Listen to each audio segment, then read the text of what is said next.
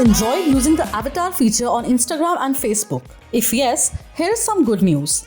Now, you can also put up a digital version of yourself on WhatsApp. The feature is available on iOS and Android. You can give your avatar the look you want by choosing their hairstyle, accessories, attire, and much more. There are 36 custom stickers that reflect different emotions and actions and can be used in chats. These can help make your interactions with friends and family fun and quirky. So, try creating your digital copy by using these simple steps. Update WhatsApp to its latest version. Open the chat window and tap the three dots on the top right. Click on Settings and tap on Avatar.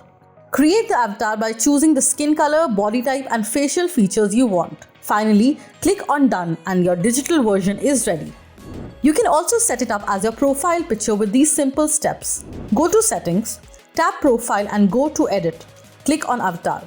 So, are you excited to meet your digital version on WhatsApp? Tell us in the comments. And for all things tech, stay tuned to Gadgets 360.